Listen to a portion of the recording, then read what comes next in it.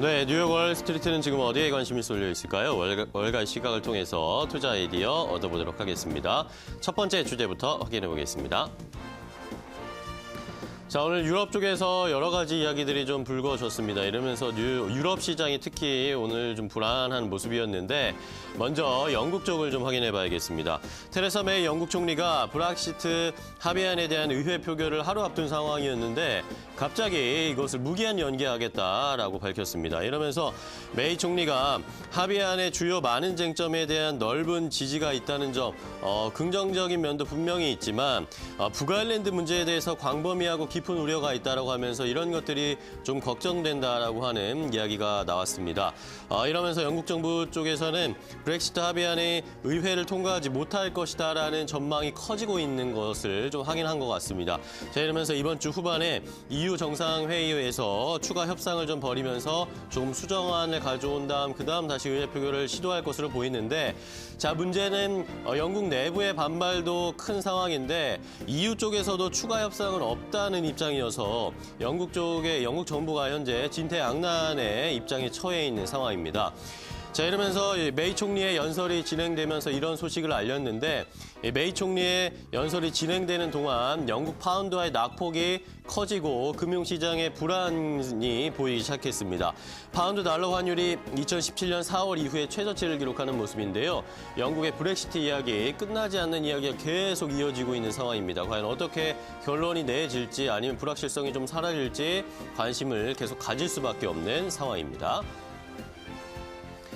자, 다음 프랑스로 가보겠습니다. 프랑스에서도 역시 불안감이 계속 고조가 되고 있는 상황인데 이 노란 조끼 시위가 프랑스에서 한 달째 계속 이어지고 있습니다.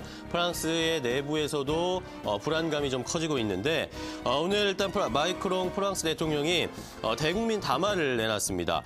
최저임금을 내년 1월부터 월 100유로씩 인상을 하겠다. 그리고 저소득층 연금 생활자에 대한 세금 감면을 추진하겠다라고 하면서 일단은 조금 완화시키는 정책을 내놓는 모습이었습니다. 화해 제스처를 내놓는 모습이었는데요. 마크롱 대통령은 이날 담화에서 유류세 인상 계획에 반발을 했고 또 지난 4주 한 달 동안 프랑스 전국을 흔들었던 이 노란조끼 시위와 관련된 사태에 입장을 발표를 한 것이고 조금 다른 민심을 잠재우기 위해서 조금 진정을 위해서 마련한 자리였습니다. 마크롱 대통령은 이날 저소득층 생활 안정을 위한 지원 조치를 발표하는 등 노란조끼 시위대의 요구 사항을 많이 수용하는 모습이었습니다. 하지만 이러면서 자신의 실수, 마크롱 대통령 스스로 실수도 있었다라는 것도 인정하는 모습이었는데 자, 하지만 문제는 논란이 됐던 부유세 대폭 축소 조치는 원상복구하지 않을 것이다라고 이야기를 했고요.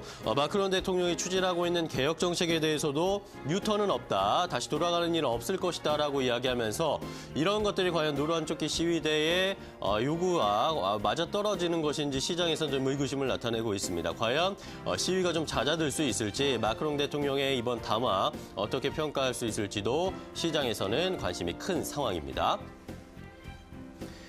자, 다음 미국 쪽으로 다시 돌아와 보겠습니다. 미국 시장이 오늘은 그대로 좀 반등을 해줬는데 골드만삭스에서 내년 시장 전망을 미리미리 좀 하면서 어떻게 투자해야 할지 노하우를 좀 알려줬습니다.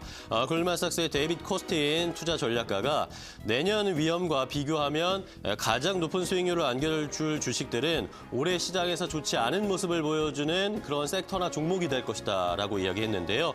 역사적으로 이런 주식이 내년에 미미한 수익률 가운데서도 높은 수익률을 보여줄 수 있을 것이다. 역사적으로 봤을 때 그 전에 좋지 못했던 종목들이 반등해주는 모습을 보여줄 수 있기 때문에 그런 섹터를 주목해보자라고 했습니다.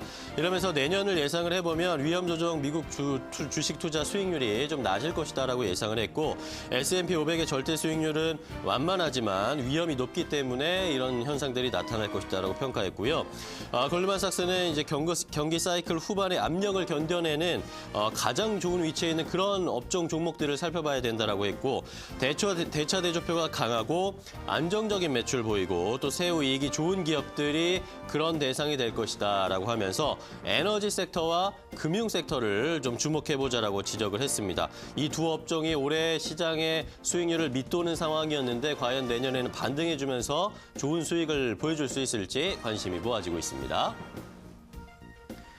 자, 마지막으로는 인도 쪽으로 좀 가보겠습니다. 인도에서는 인도의 중앙은행 총재가 갑자기 사임을 하겠다라는 소식이 전해지면서 조금 술렁이고 있는 모습이었는데요. 우르지트 파텔 인도 중앙은행 총재가 예기치 않게 사임 소식을 전했습니다. 파텔 총재는 개인적인 사유로 사임을 하겠다라고 이야기를 했고요. 파텔 총재는 별도의 유예 기간 없이 곧바로 사임한다라는 소식이 전해졌습니다. 이 파텔 총재는 이제 인도에서 내년에 총선이 열리는데 내년 총선을 앞둔 나렌드라 모디 총리와 이 대출 기준 완화와 관련된 문제를 가지고 갈등을 빚고 있는 인물이었습니다. 이러면서 파텔 총리 계속 놔둬도 되는 것이냐, 곧 사임될 것이다, 이런 이야기들이 계속 불거지고 있는 상황이었는데 스스로 물러나겠다라는 이야기를 하게 된 것이죠.